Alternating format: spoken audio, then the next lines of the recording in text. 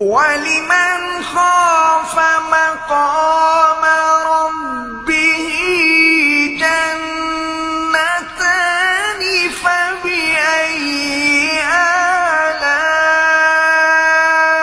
آلاء ربكما تكذبان ذواتا أفنان